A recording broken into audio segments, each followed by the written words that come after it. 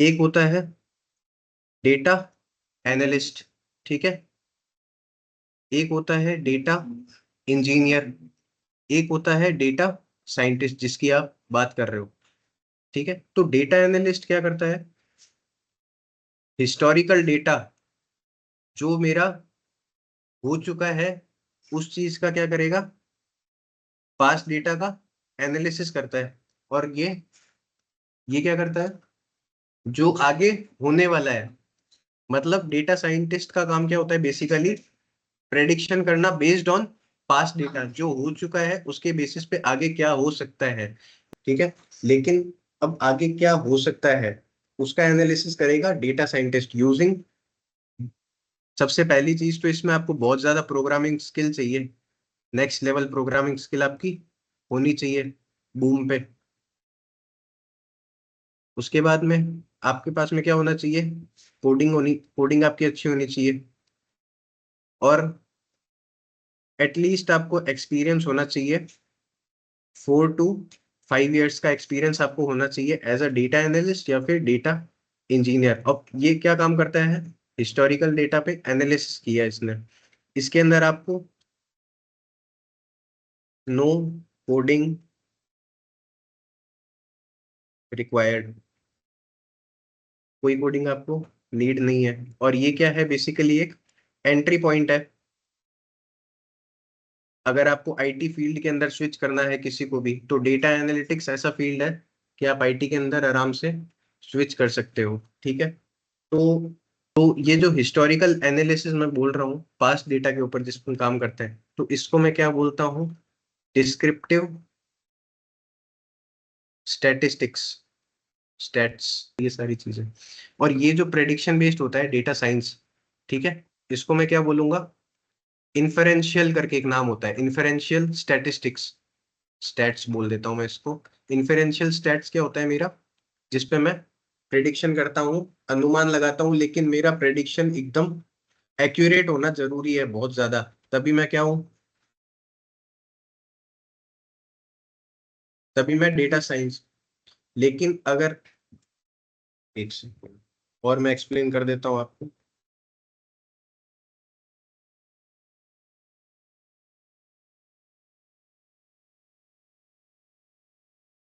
ये वाला ले लेते हैं उसको। डेटा एनालिस्ट बनने के लिए आपको नो एक्सपीरियंस रिक्वायर्ड है, ठीक है। एज अ फ्रेशर आप आईटी के अंदर स्विच कर सकते हो आराम से, कोई दिक्कत नहीं है। लेकिन यहाँ पे अगर आपको बनना है डेटा साइंटिस्ट, तो यहाँ पे आपको 4 to 5 years का एक्सपीरियंस, यही मैंने बता दिया, क्लियर है सबको। अब है ना, ये डेटा इंजीनियर है एक बीच में, ये हट रहा है ना। आप डायरेक्टली डेटा एनालिस्ट से डेटा साइंटिस्ट नहीं बन सकते अनटिल एंड अनलेस आपकी एक्सपर्टीज किसी टूल्स के अंदर हो। तो डेटा इंजीनियर क्या करता है, डेटा को कलेक्ट करता है, डेटा की माइनिंग करता है, डेटा वेयर हाउसिंग, और भी बहुत सारी चीजें होती है जो डेटा इंजीनियर फील्ड के अंदर लाई करती है ना। तो अगर मैं ये सारा काम, डेटा कलेक्शन भी, data mining, data warehousing, data lakehouse, बहुत सारे टूल्स होते हैं, ईटीएल, ईएलटी, और ये डिस्क्रिप्टिव स्टैट्स, पुराना जो हो चुका है उसका एनालिसिस करना, अगर ये सारा काम मैं सीधा दे दूं डेटा साइंटिस्ट को, कर पाएगा वो? बहुत सारा लोड आ जाएगा उस पर, वो बोल देगा मुझे नौकरी नहीं करनी। इसीलिए मैंने क्या किया, इनको स्टेप्स के अंदर ब्रेक डाउन कर दिया कि आधा काम मेरा डेटा एनालिसिस करेगा, थोड़ा काम मेरा डेटा इंजीनियर करेगा, देन आगे का काम प्रेडिक्शन करने का मेरा डेटा साइंटिस्ट करेगा। जो हो चुका है उसका एनालिसिस कर लिया है अगर डेटा एनालिस्ट ने, तो आगे जो होने वाला है उसका एनालिसिस करने में आसानी होगी ना।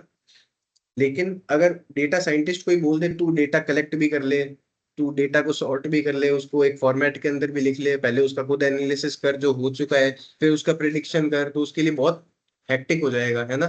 इसके अंदर एक चीज आती है, देखो, बिग डेटा, आपने सुना, बिग डेटा सुना है? ये वैसे तो अगर आप देखोगे ना, तो एनालिसिस के अंदर भी अगर आप इसको कंसिडर करना चाहो ना तो कर सकते हो, एनालिसिस के अंदर आप इस डेटा साइंटिस्ट वाली चीज को भी करना चाहो ना कर सकते हो आराम से। अब मैं बात कर लेता हूँ यहाँ पे आगे पैकेजेस की, आप कितना एक्सपेक्ट कर रहे हो पैकेज करूँ। तो डेटा एनालिस्ट अगर मैं एज अ फ्रेशर ज्वाइन कर रहा हूँ तो मेरा पैकेज हो सकता है 3 to लेके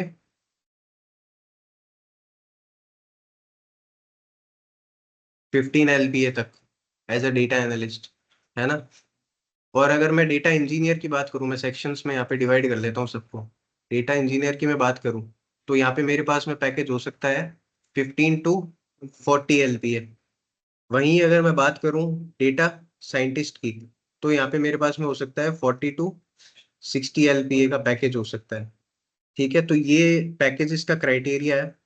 आप इसके अंदर अगर डेटा एनालिस्ट एज एनरोल करते हो तो हो सकता है आपका पैकेज 3 LPA का लग जाए, हो सकता है आपका 10 LPA का भी लग जाए। लेकिन जब डेटा एनालिस्ट फील्ड के अंदर ही आप ग्रो करते जाओगे इसी फील्ड के अंदर, तो आप यहाँ तक पहुंच गए, तो नो डाउट आप इधर स्विच कर सकते हो, क्योंकि आप बहुत टाइम से as a data analyst work कर रहे हो, आप बहुत सारी चीजें इंडस्ट्री के अंदर सीखोगे। यही बात समझ में।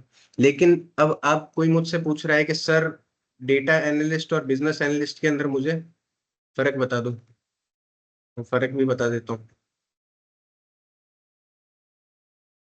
यहाँ पे मेरा डेटा एनालिस्ट, यहाँ पे मेरा बिजनेस एनालिस्ट।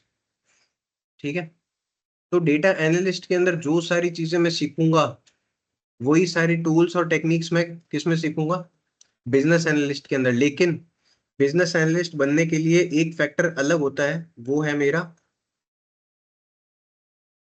सॉफ्ट स्किल्स, मेरा कन्वर्जेशन, मैं चीजें कैसे अपना कंटेंट डिलीवर करता हूँ, कैसे ऑर्गेनाइज करता हूँ, कैसे प्रेजेंट करता हूँ। कंपनीज के अंदर वीकली मीटिंग होती है ना, उसमें आपको चीजें प्रेजेंट करनी होती है, अपना डैशबोर्ड एक्सप्लेन करना होता है। अगर आप एक बिजनेस एनालिस्ट हो, तो आप पहले तो जिस कंपनी के अंदर काम कर रहे हो उसका आप प्रेजेंट करोगे, जो भी आपने सेमिनार या XYZ किसी में भी अपना वो डैशबोर्ड क्रिएट किया है, रिपोर्ट बनाई है। देन आप जो आपका क्लाइंट है उसको वो सारी चीजें शो करोगे। शो करने के लिए स्टोरी टेलिंग का एक फैक्टर मैंने बताया था आप सबको। स्टोरी टेलिंग कैसे आएगी, जब आपके सॉफ्ट स्किल्स बहुत अच्छे होंगे, है ना। तो बेसिकली ज्यादा डिफरेंस नहीं है, बस सॉफ्ट स्किल्स का। तो सॉफ्ट स्किल्स का बहुत बड़ा रोल है एज अ बिजनेस एनालिस्ट, अगर आप वर्क कर रहे हो तो। ठीक है, क्लियर है सबको।